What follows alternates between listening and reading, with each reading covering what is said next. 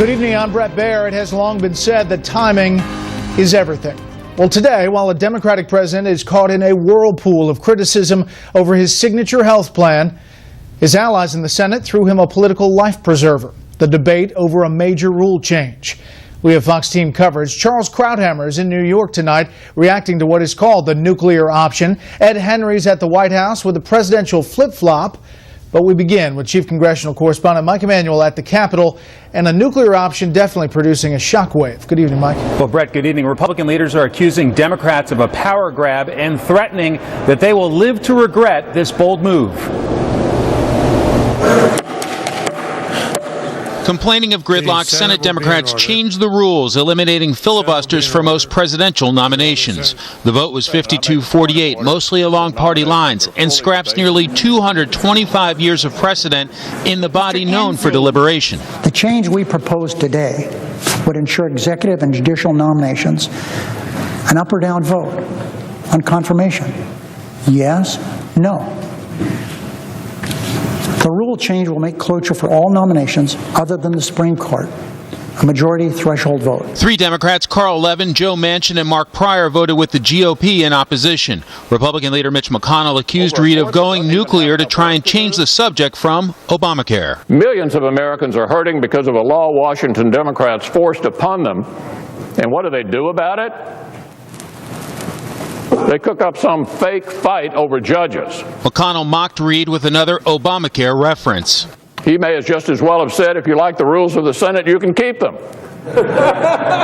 Later, a top Democrat fired back. Mitch McConnell says we've tried to change the subject. I beg to differ. He doesn't want to address the filibusters. He doesn't want to address the rules changes, so 3/4 of his speech is dedicated to Obamacare. We are not changing the subject today. He is. In the White House briefing room, President Obama expressed support. Today's pattern of obstruction, it just isn't normal. It's not what our founders envisioned. A deliberate and determined effort to obstruct everything, no matter what the merits, just to refight the results of an election, is not normal. But prominent Democrats didn't like the idea when it was threatened in 2005 when they were in the minority. This nuclear option is ultimately an example of the arrogance of power. The filibuster is far from a procedural gimmick. It's part of the fabric of this institution we call the Senate. Today, Tennessee Republican Lamar Alexander sounded an alarm. This is the most important and most dangerous restructuring of Senate rules since Thomas Jefferson wrote them at the beginning of our country. It's really not about the filibuster. It's another raw exercise of political power to permit the majority to do anything it wants whenever it wants to do it. It is Obamacare 2 in that sense. Reid was asked if this will come back to bite him when Democrats are in the minority. No, what I said on the floor, what I've told each of you, this is the way it has to be. The Senate has changed. The Senate has changed. Look what's happened.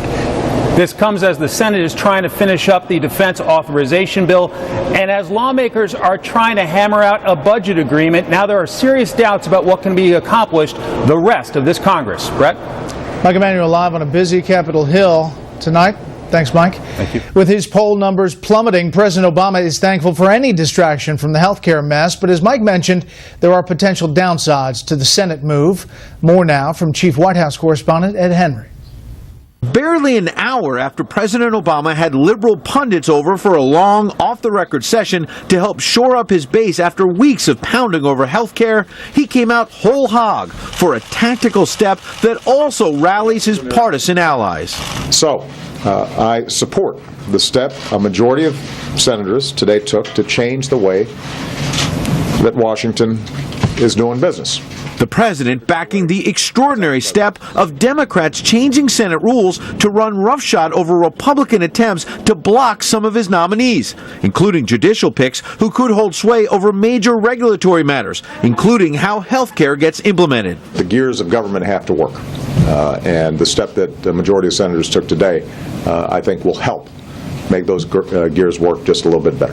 The shift in focus to the so-called nuclear option also enables the president to try and change the subject from the broken gears over at healthcare.gov, which have been sinking his poll numbers, even as aides tried to downplay the significance of bringing in liberal pundits to try and right the ship. The president's not focused on politics right now.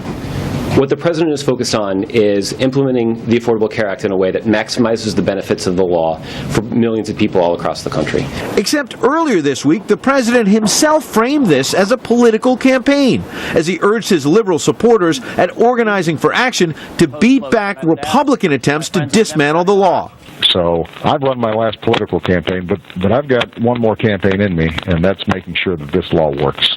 And we're not backing off one bit. Today, the president was reflective about the war over nominations. Now, I realize that neither party has been blameless for these tactics. They've developed over years, and it seems as if they've continually escalated. In fact, those tactics were developed in part by then Senator Obama in 2005, who threatened to block all of then President Bush's environmental nominations until he got his way on a lead paint policy. And he lashed out at Republican Mitch McConnell's 2005 threats to use the nuclear option against Democrats. I sense that talk of the nuclear option is more about power than about fairness. I believe some of my colleagues propose this rules change because they can get away with it rather than because they know it's good for our democracy. Though aides now insist the president's change of heart is not hypocritical. Then Senator Obama would argue that it was a substantive position, but he was obstructing nominees. What's different now?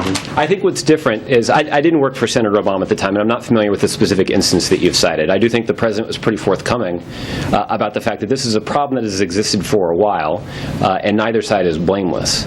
Now, today, California's board overseeing their health insurance exchange voted to keep cancellation policies going out despite the president's effort to delay those by a year. Meanwhile, the administration issued new policy guidelines for transitional policies for people who are not grandfathered in, and they're hopeful here at the White House tonight that other states beyond California will actually deal with this deferment, Brett.